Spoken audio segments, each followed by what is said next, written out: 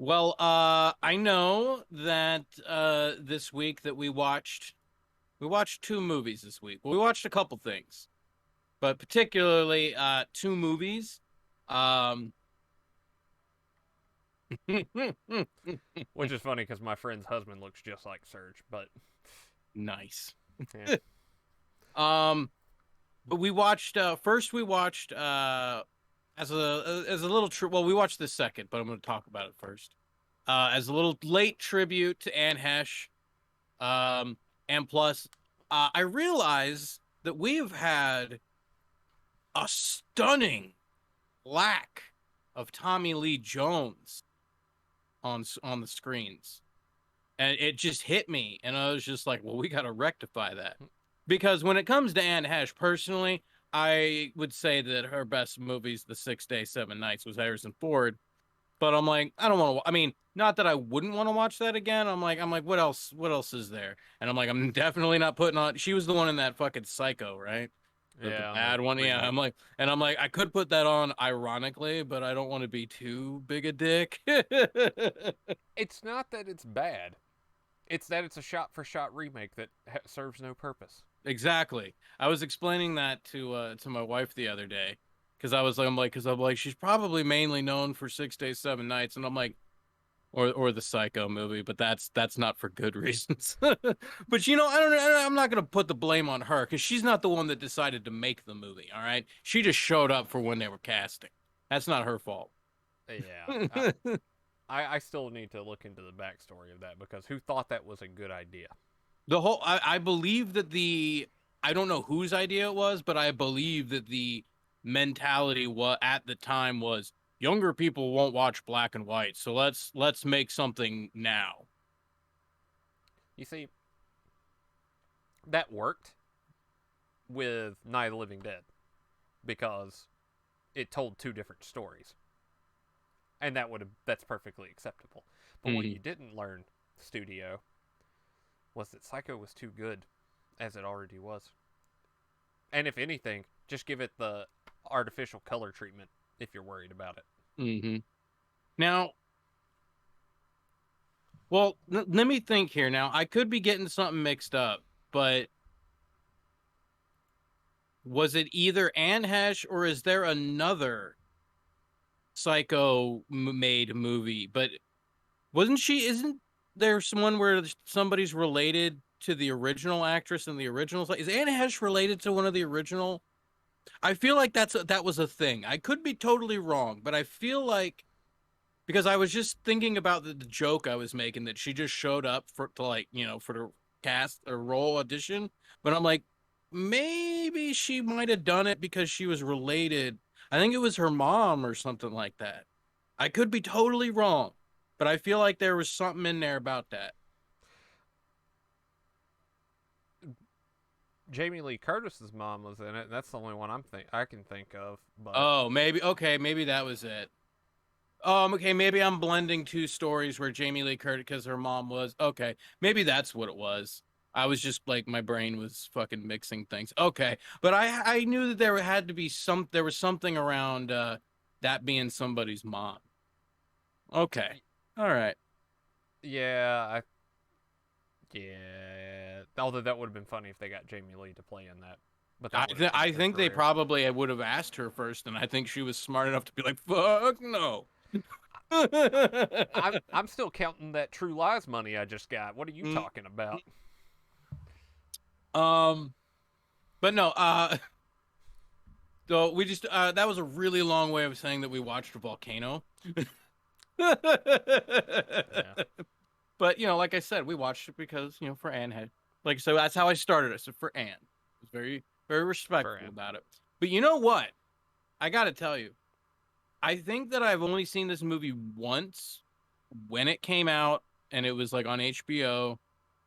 And I only really remember the end, like when the lava's rolling down the fucking street and they got it barricaded and shit. Um, that's all I really remembered. But when we watched it, I gotta say, you know what? For a goofy late '90s, early 2000s, I think this was '97, but that Mm-hmm. era, when they were doing shit like Armageddon and fucking Deep Impact, and then Twister, like all the natural disaster kind of fucking things and whatnot. Like they all had some like thing to it that like they were trying to like, we need to put a story in with this movie. They didn't know what to do. This one, it felt like a pretty good procedural, like this is what we do in this event. Mm-hmm. Like I actually was like, you know what, this isn't a bad movie. Like I'm enjoying this. I think that's a weird middle ground to the 90s movies where yeah, natural disaster or big monster movie. So like this is in the same run as The Lost World, Godzilla, Volcano. Like it was like, are we going back to 1955 again with how we're gonna do the damn movies? But Tommy Lee Jones brings a presence to it because he always does. Next one we'll do is I think it's called Black Moon Rising. It's got Linda Hamilton in it. So it's schlocky fun. But it kind of reminded me of that because it seems like all the Tommy Lee Jones movies that kind of fit within this category, he's playing a certain role. He's got a female lead that is oddly into him. And it's like, dude, he's like 60. Under Siege, I think, is the only exception to that one. And Ryback was kind of, trying to kick his ass, but they had a bromance. Would I be wrong in stating that for the majority, I can't confirm if it's literally every role, but I'm going to say let's ballpark 70 to 75% of Tommy Lee Jones roles in every movie, it's always whatever his career or his path or his whatever that is, he's kind of like the guy that like, whether it doesn't necessarily have to be like the outspoken rebel, but he's just like nobody fucks with him. He does it his own way. He may be a chill dude. He doesn't have to be the rebel. Sometimes he is, but he doesn't have to. But he always has that type. There's always a moment where he has that, oh fuck, like in his mouth kind of happened, like he just realized something he should have realized an hour ago. Yep. Moment. And then he has a moment where he takes charge on command of the situation, and everybody's like, yes. Every movie. Black Moon Rising, Under Siege, friggin' No Country for Old Men, Man of the House. He does it in everything. He does it. And you know what? Had the same reaction. It's okay because it's Tommy Lee. I see no problem with it. U.S. Marshals, The Fugitive, nice 1-2 punch with him. Natural Born Killers. He's a Natural Born Killers, right? Is he? Is he? Isn't he the warden? He is, I think. I think you're right.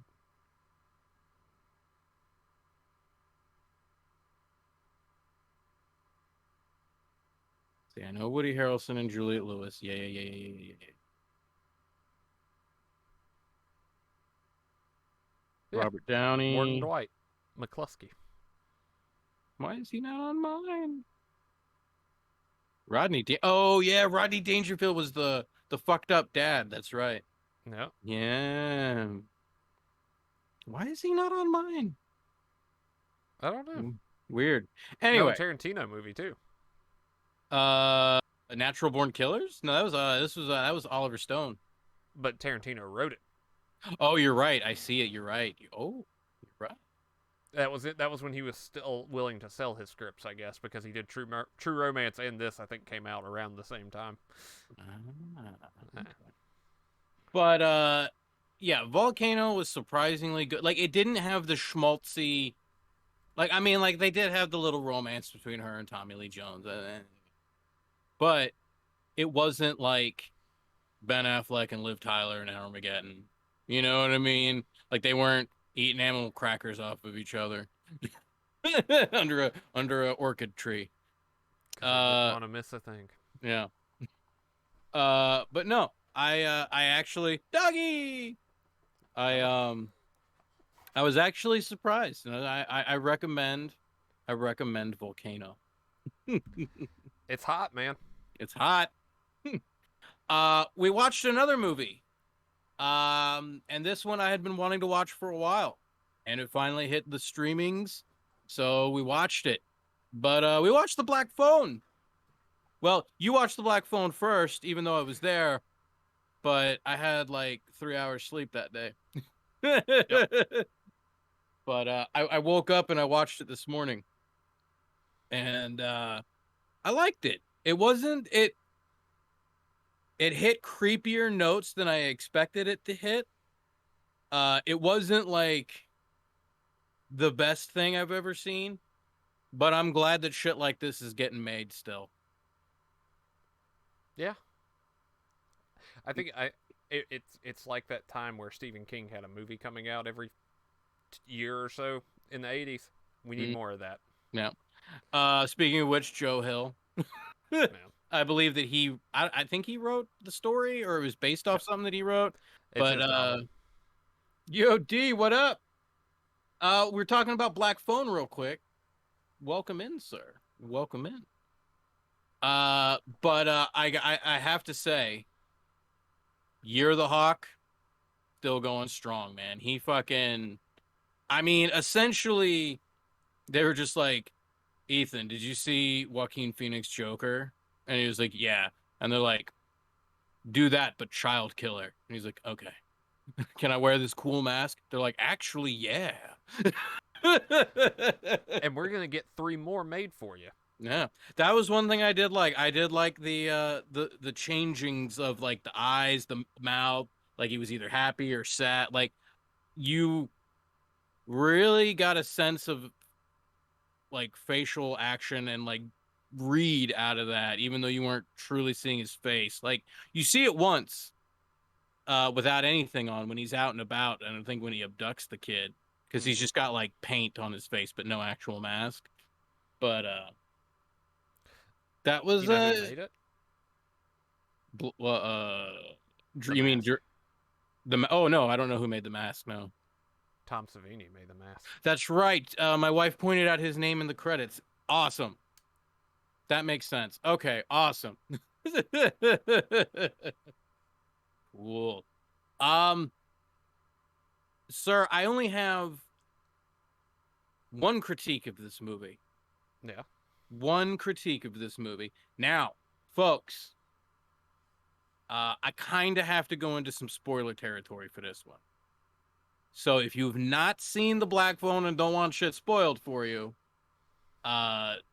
put the headphones down or walk away for just a little bit. Just putting that out there. Just putting that out there. But okay. So the main kid gets abducted and he's put in the room with the phone and shit. And he starts getting phone calls from previous kids who have been kidnapped, and obviously shit did not go well for them. It's kind of a ghost story. There's a moment where I don't know if it's the first kid who calls him or the second kid that calls him. It might have been the first kid, but they say to the main kid that Ethan Hawke's character, he can hear the phone. And I'm like, okay. And so at that moment, I was on the lookout for signs that none of this is real. I mean, like the situation's real, like the kid is actually kidnapped, but the voices and everything, that none of that's real. That's just Ethan Hawke's craziness, and that the kid's going to use his psycho shit against him. That's what I thought based off that line. So I was looking for things to go to that. Clearly, that's not what happened. Clearly, that's not what happens. But, and I'm sitting there and I watch them. I'm like, there's really absolutely no purpose to saying the line that he can hear the phone. There's only one reason that I think that they actually did say it, which I'll get to. But the room, like, because Ethan Hawke explains, he's like, you can scream as loud as you want, I soundproof the room. So if the phone's ringing and shit, he's not going to hear it when he's not in the room anyway. So like there's never a moment, and like he just tells him, he's like, that phone's never worked. They show the cords cut. Like there's no real reason to know that he can hear it, except for at the very, very end when our boy here fucking gets his shit together and whoops the shit out of Ethan Hawke and is kind of choking him out a little bit, and then the phone rings and he's like, it's for you, and it's all the fucking ghosts cussing him out and shit. So it's like, I feel like the only reason that line was said was so that that would make sense. But I ask you this, sir, I ask you this, you cut that line, right? You cut that line. Everything else is fine and intact. You just cut that one sentence. Do you think that it has a stronger impact when he puts the phone up? It's for you. Because we already know the shit's real. We're in that world. So it's like, we're not trying to da da da da da da. But don't you think it might have had a stronger oops or a stronger oomph if like they just didn't put that line in there, and then he's choking them out, the phone rings for you, and they're like, fuck you, da da da. Coin toss on how I feel about this. Because Mm-hmm. on the one hand, if he doesn't know, it's a shock to the villain Mm-hmm. for a different reason. If he does know and he can hear, it's a shock for another reason, because he knows that the phone call is his ultimate doom. Which is kind of a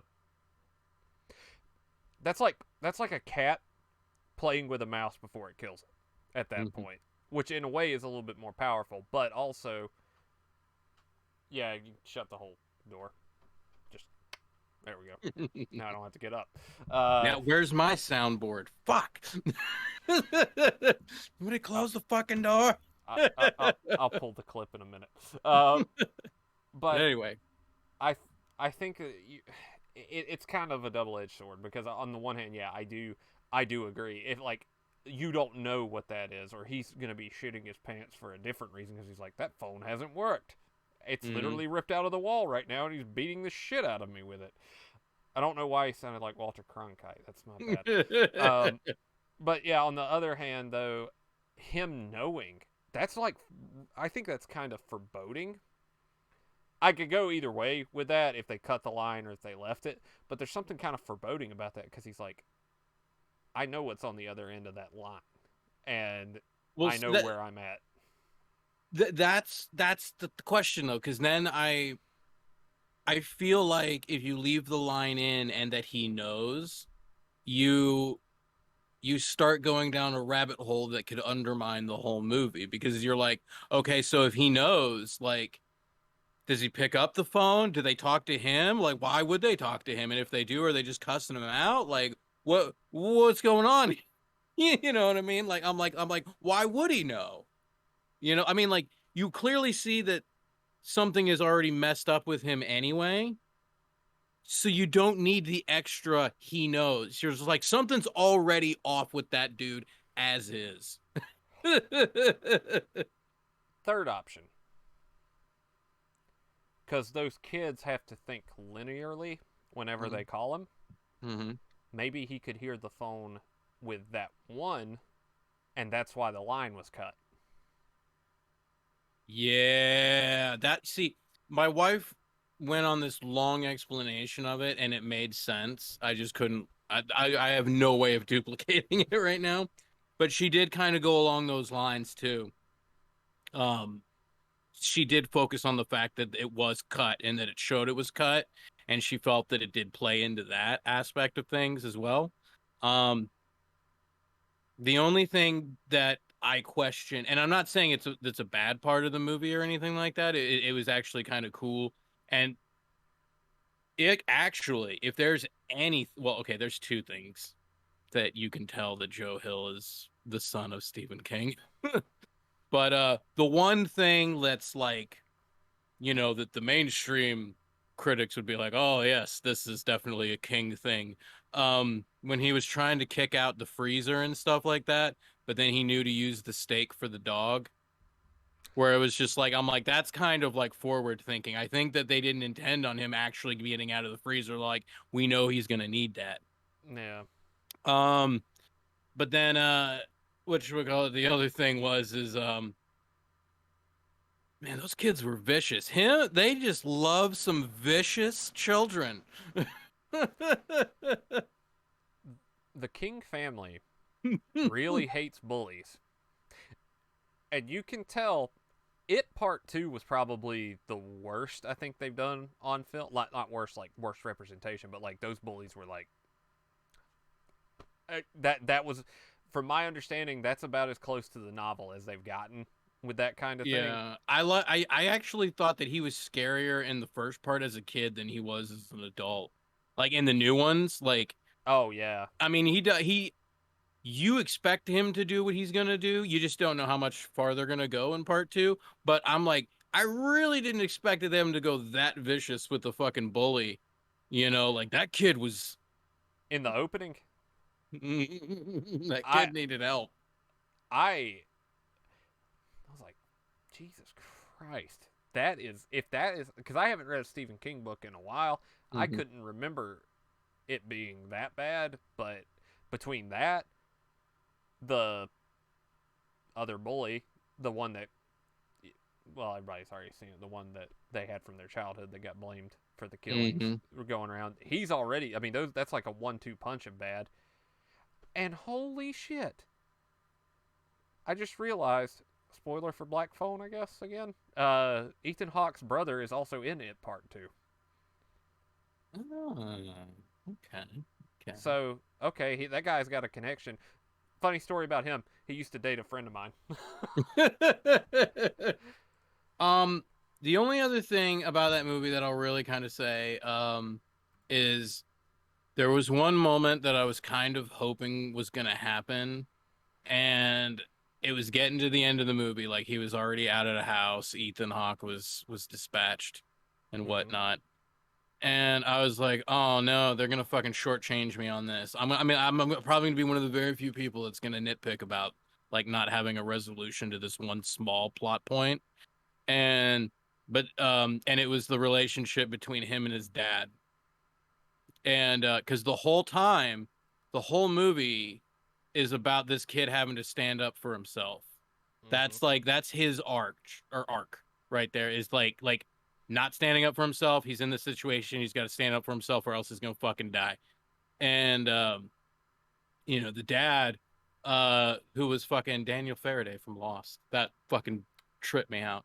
Um uh being an asshole too. Uh but I expected, like, okay, so they got the kid out. He's sitting there with his sister and the security blanket at the ambulance and shit. And I'm like, oh, they're just gonna fucking cut here. And like, because I wanted him to just have that like, fuck you, dad. I wanted that moment for him to like stand up for himself, or at the very least have the Hollywood moment where he's like, you stop drinking right the fuck now. you know? And then I'm like, oh no. But then all of a sudden the dad shows up, pops up out of the car, starts running to the ambulance. I'm like, oh, here we go, here we go, here we go. And it's just a hug and crying. And he's like, I'm sorry. And then credits. And I'm just like, and I'm like, all right. But it's not the fuck you, dad, that I wanted. It's not, but the little bit that happens after that, where the kid goes back to the school and everything, Oh, yeah, he was like a pimp. yeah, he it's, as they like to call them, and this has a connection to Phantasm, because Phantasm's also a coming of age movie, and this is a coming of age You movie. know what? Now that you mention it, that the main kid in this movie, he has an awful similar look to the main kid in the first one, the younger brother. For Mike, Mike, yeah. yeah. With the hair and everything. Like he looked like if you needed to remake Phantasm 1 right now, that's who you cast as Mike. You might be on to something there, something. But who do you cast as the tall man?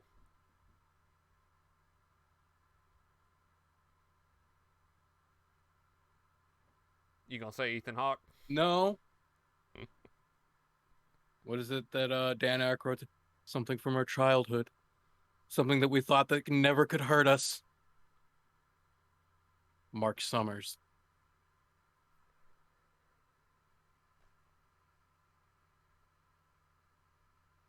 Mic drop.